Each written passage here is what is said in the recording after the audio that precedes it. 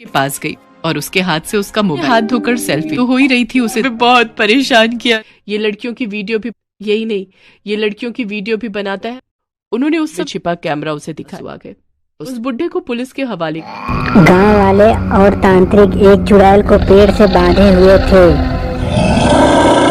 लोग इसी गांव में रहते थे। हम और हमारी माँ बहुत गरीब थे। शहर से काम खत्म करके आने में बहुत रात हो जाती है।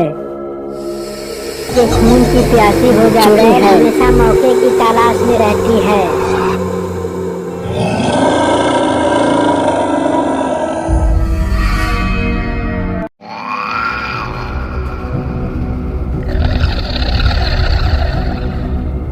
गांव वाले और तांत्रिक एक चुड़ैल को पेड़ से बांधे हुए थे। तभी एक गांव वाला पूछता है, तुम तो अच्छी आत्मा दिखती हो, तुम चुड़ैल कैसे बन गई?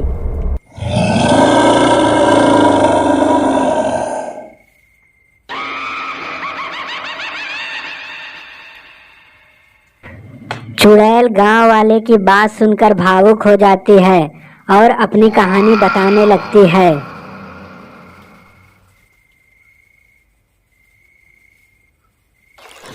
बहुत पहले की बात है, हम लोग इसी गांव में रहते थे। हम और हमारी माँ बहुत गरीब थे। माँ, तू दिन भर काम करती रहती है, कुछ तो आराम कर ले। मैं जा रही हूँ शहर, बहुत काम है आज। सुषमा को शहर से काम खत्म करके आने में बहुत रात हो जाती है।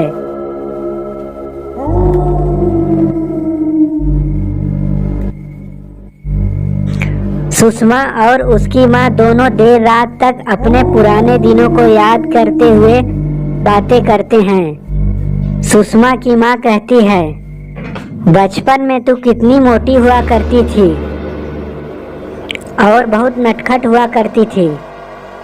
हाँ माँ, मुझे याद है, तुमने एक बार मेरी बहुत पिटाई की थी। बात बात में दोनों की आंखें लग जाती हैं।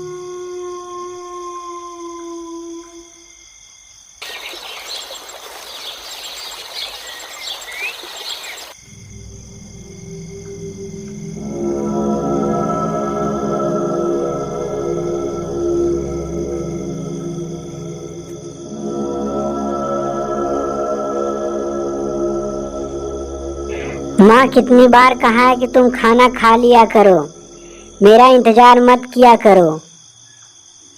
मुझे देर हो जाती है लेकिन तुम सुनती ही नहीं।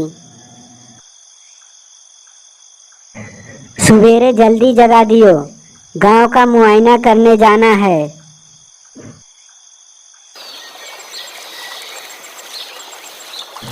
मुखिया, हाँ रमा बहन, क्या हाल चाल है?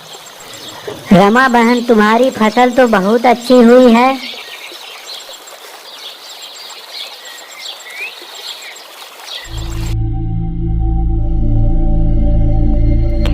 आज सुषमा काम से बहुत जल्दी चली आती है। सभी गांव वाले उसे घूर घूर कर देख रहे थे। सुषमा को अजीब डर लग रहा था। सुषमा मन ही मन कहती है, हे भगवान, सब कुछ कुशल मंगल करना। घर पर पहुंचकर सुषमा देखती है, उसकी माँ जमीन पर लेटी हुई थी और गांव वाले उसकी माँ को चारों तरफ से घेरे हुए थे। सुषमा अपने माँ का यह हाल देखकर जोर जोर से रोने लगती है। सभी गांव वाले मिलकर सुषमा की माँ का अंतिम संस्कार कर देते हैं। सुषमा घर पर अकेली होती है। माँ, तुम कहाँ चली गई? रोते रोते सो जाती है।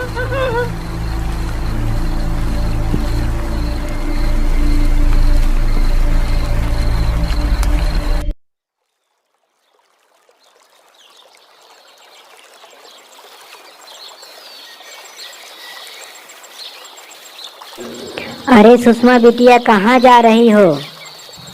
मुखिया चाचा, माँ तो चली गई। बेटा, कोई जरूरत हो तो हमसे कहना। तू भी तो हमारी बिटिया है।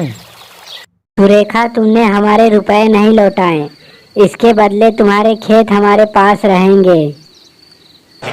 सुषमा बेटी, मैं इस गांव का सरपंच हूँ। अब से तुम हमारे घर में आके रहोगी।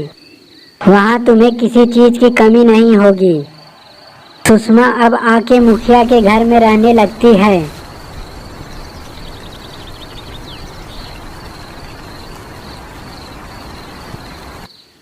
गांव का सरपंच सुषमा पर कड़ी नजर रखता है। एक दिन सुषमा बाजार जाती है और उसका एक्सीडेंट हो जाता है। सुषमा मर जाती है और वह चुड़ैल बन जाती है।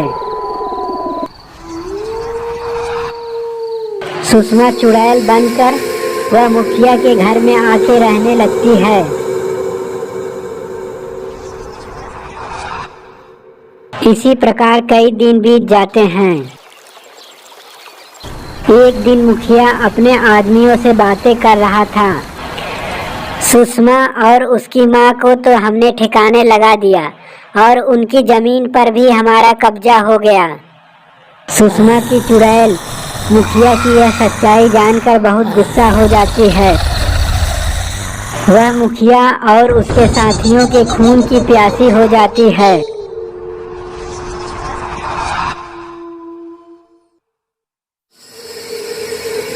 चुड़ैल हमेशा मौके की तलाश में रहती है।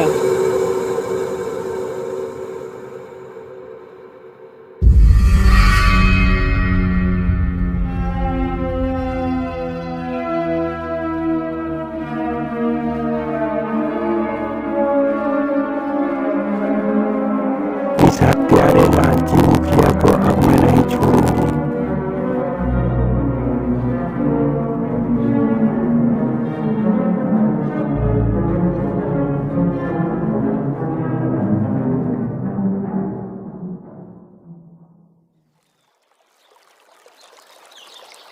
मुखिया जी, हमें माफ कर दीजिए, हमसे गलती हो गई। चुड़ैल मौके की तलाश में इधर उधर भटक रही होती। इस मुखिया के खून से मैं अपनी प्यास बुझाऊंगी।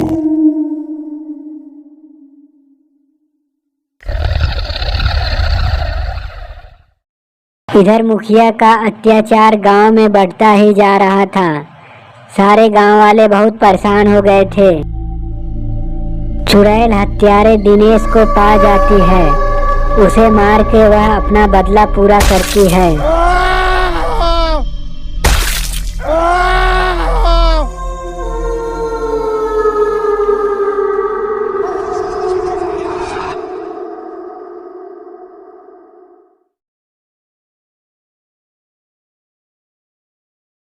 चुड़ैल अगले शिकार की तलाश में पूरे गांव में घूम रही थी।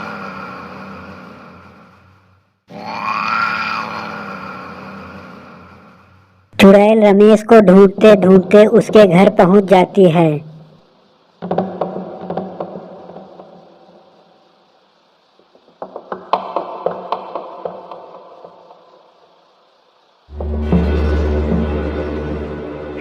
वह रमेश को मार के अपना बदला पूरा करती है।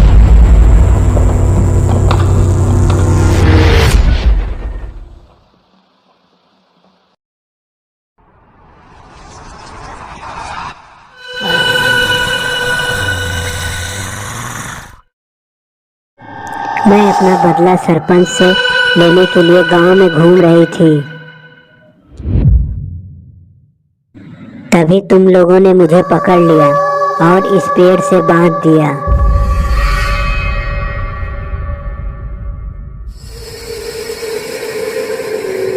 चुड़ैल की दर्द भरी कहानी सुनकर गांव वालों की आंखों में आंसू आ जाते हैं।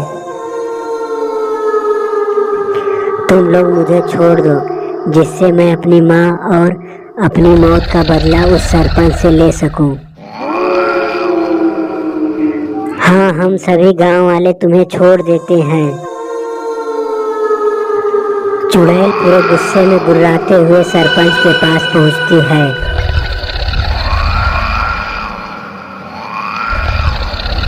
सरपंच चुड़ैल के सामने गिड़गिड़ाने लगता है, मुझे मत मारो, मुझे जाने दो, मुझे छोड़ दो। चुड़ैल का गुस्सा और बढ़ जाता है। वह सरपंच को बार बार पेड़ से टकराने लगती है। चुड़ैल सरपंच को पेड़ से लड़ा लड़ा के मार देती है और सुषमा की आत्मा को मुक्ति मिल जाती है। ने जैसे ही उसे देखा तो